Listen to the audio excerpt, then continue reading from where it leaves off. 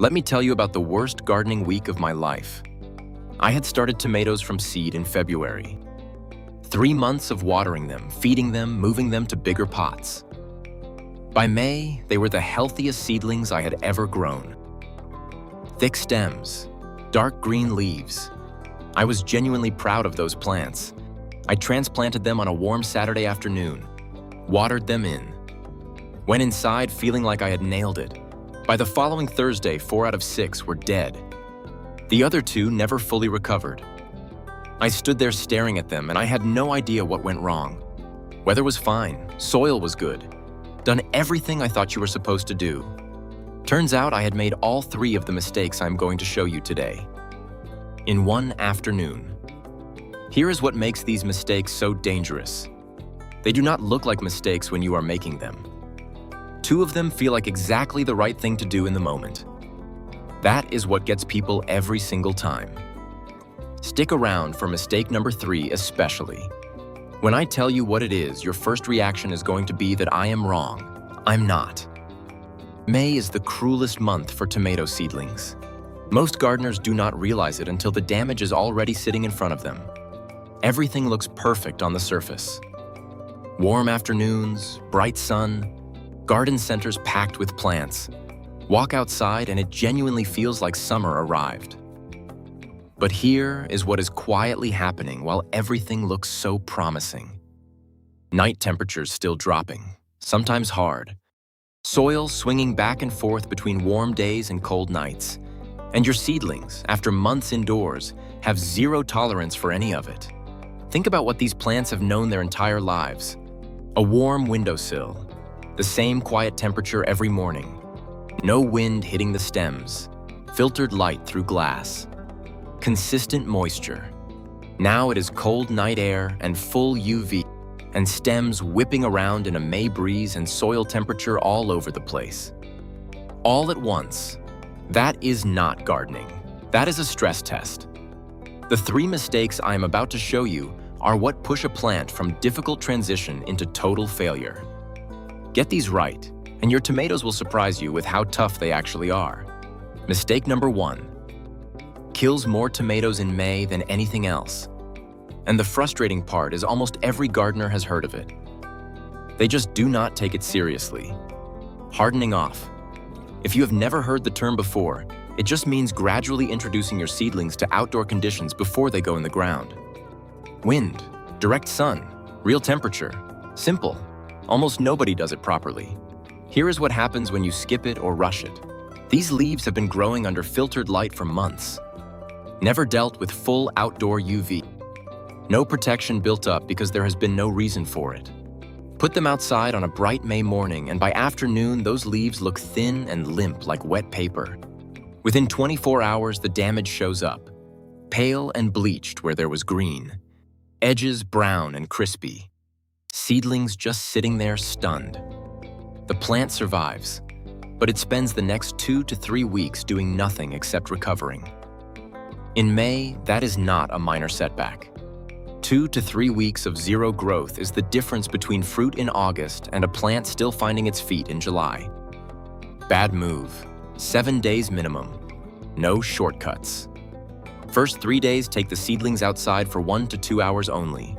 Shade. No wind, no direct sun, just outdoor air and temperature, then back inside. That is the whole step. Days 4 through 6 increase to 4 to 6 hours and start introducing morning sun. Not midday. Morning is gentle. Days 7 to 10, they can stay out for the full day. By then, the leaves have physically toughened. Stems thicken from resisting the wind. Ready. One thing that trips people up constantly. This entire process needs to happen before transplanting, while they are still in pots, not combined into one step. That is like learning to swim and being thrown into the ocean on the same day. 7 days, nothing complicated. Just do not skip it. Mistake number 2. This is the quiet one. Damage does not show up immediately. Instead, it shows up in August when the harvest is smaller than it should have been and there is no obvious reason why. Most gardeners plant their tomatoes at the same depth they were sitting in the pot. Soil line stays in the same place on the stem. Looks tidy. Makes sense. Huge mistake. Tomatoes are one of the only vegetables that grow roots directly from the stem. Every tiny hair along that stem is a root waiting to activate the moment it touches moist soil underground. Plant at the standard depth, and a small fraction of that potential ever gets used. Bury 2/3 of the plant, and suddenly there is an enormous root network spreading through the soil that the plant would otherwise never develop. This is where gardeners get wrecked without knowing it. More roots reaching deeper means water pulled up on a hot afternoon when shallow roots are already struggling. Nutrients accessed further down. A plant that keeps producing through July heat while everything around it starts to stall. By midsummer, the difference is honestly ridiculous. The rule: bury 2/3 of the stem. Strip every leaf that will sit below the soil line first. Just pinch them off. Buried leaves rot and invite disease. Dig deep and narrow. Lower the plant in. Backfill. Firm gently. When the plant is in the ground, it should look almost buried too deep. Just a small tuft of leaves above the surface and dry topsoil all around it. That is exactly right. What is happening underneath right now is going to show up in a very obvious way come harvest time. Okay, mistake number 3. The one I warned you about at the start. Do not water your tomatoes immediately after you transplant them. I know exactly what you are thinking. The plant just went through a stressful move. Roots disturbed, leaves already drooping in the afternoon heat. Every instinct says get water on this right now. That instinct is working against you. Think about what just happened to the soil. You loosened it, broke up the structure around the root ball. Everything is soft and open right now. Pour water on top and that loose soil compresses straight down. Heavy soaked dirt packing tight around the roots before they have had any chance to move. The air pockets collapse, and this is the part nobody tells beginners. The plant looks fine for a few days. Then it quietly starts to struggle. And there is no obvious reason why, because everything looked right when you planted it. Here is what to do instead. Water the hole before the plant goes in. Fill the empty hole. Wait until it drains completely. Then lower the plant in. Now the moisture is sitting deep in the ground. Roots chase it downward instead of sitting near the surface cooking every hot afternoon. Deep root development starts from day 1.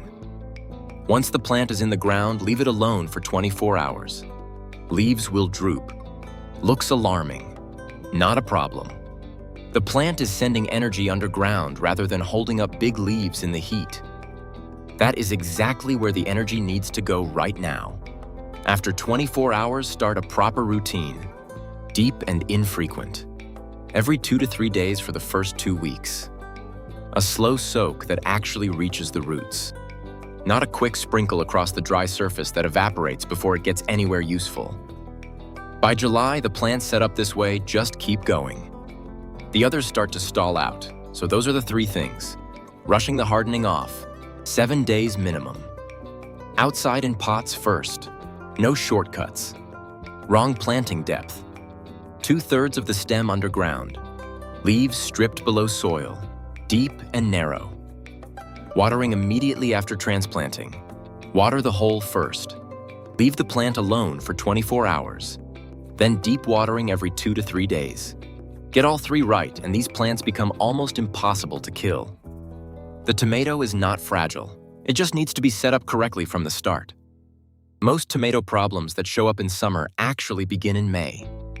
A plant struggling in July was almost always damaged in its first week in the ground. That is what this channel is about. Catching the problems before they happen. Practical advice timed to what you actually need to be doing in the garden this week, not next month. If that is useful to you, subscribe to Plenvo. New video every week. Tell me in the comments which of these 3 you were getting wrong. I read all of them, and it genuinely shapes what I cover next. Next week, I am showing you the soil prep mistake that stops tomatoes from producing fruit even when the plant looks completely healthy all season. A lot of gardeners go the entire summer without knowing this is happening to them. I will see you there.